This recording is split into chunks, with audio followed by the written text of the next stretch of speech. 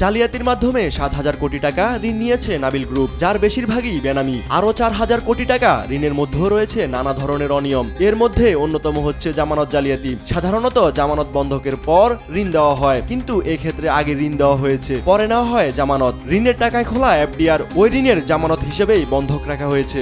ঋণ খেলাপি হলেও এফডিআর ভেঙে ডাউন পেমেন্টের মাধ্যমে নবায়ন করা হয়েছে। এমন অবিশ্বাস্য জালিয়াতি করেছে নাবিল গ্রুপ। এই জালিয়াতি সহায়তা করেছেন ব্যাংকের অসাধু কর্মকর্তারা।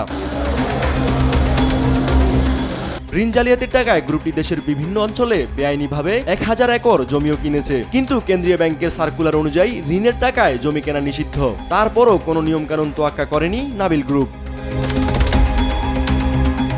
অভিযোগ আছে 3টি ব্যাংক থেকে নেওয়া এসব ঋণের টাকা কয়েক হাত ঘুরে এস আলমের হিসেবে গেছে, যা পরে বিভিন্নভাবে বিদেশে পাচার করা হয়েছে বলে জানা যায়। গ্রুপটির নামে বেনামে নেওয়া মোট ঋণের মধ্যে এখন পর্যন্ত 1,100 কোটি টাকার খেলাপি হয়ে গেছে। নিয়মিত কিস্তিতে পরিশোধ না করায় আরও 6,000 কোটি টাকা ঋণ খেলাপি হওয়ার পথে। তবে এই গ্রুপের ঋণের স্থিতি বেড়ে দাঁড়িয়েছে 11,000 কোটি টাকা।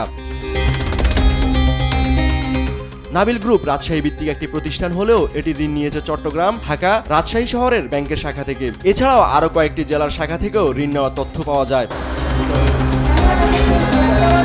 বাংলাদেশ ব্যাংকের তদন্ত প্রতিবেদনে দেখা যায় এস আলম গ্রুপের নিয়ন্ত্রণে থাকা 3টি ব্যাংক থেকে নাবিল গ্রুপ এসব ঋণ নিয়েছে। এর মধ্যে সবচেয়ে বেশি ঋণ নিয়েছে ইসলামী ব্যাংক থেকে। এছাড়াও ফার্স্ট সিকিউরিটি ব্যাংক ও সোশ্যাল ইসলামী ব্যাংক থেকেও গ্রুপটি মোটা অঙ্কের ঋণ নিয়েছে। এখন পর্যন্ত প্রাপ্ত তথ্য মতে ইসলামী ব্যাংক থেকে নেওয়া হয়েছে 5,500 কোটি টাকা, ফার্স্ট সিকিউরিটি ব্যাংক থেকে 1,500 কোটি টাকা, সোশ্যাল ইসলামী ব্যাংক থেকে 1,300 কোটি টাকা। তবে এসব ব্যাংকের আরও 3,500 কোটি টাকার ঋণ রয়েছে বলে জানা গেছে।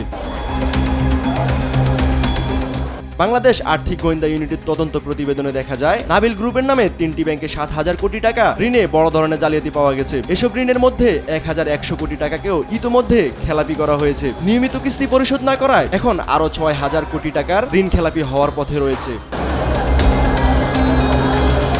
নাবিল গ্রুপের নামে নানা ধরনের জালিয়াতির বিষয়ে বাংলাদেশ ব্যাংক ও বাংলাদেশ আর্থিক গোয়েন্দা ইউনিট বিএফআইইউ ও দুর্নীতি দমন কমিশন দুদক, জাতীয় রাজস্ব বোর্ড এনবিআর ও সিআইডি তদন্ত করছে। তদন্ত কার্যক্রম সম্পন্ন করতে গ্রুপের কর্তা ব্যক্তিদের আন্তর্জাতিক ভ্রমণেও নিষেধাজ্ঞা আরোপ করা হয়েছে। নিউজ ডেস্ক, দেশ টিভি।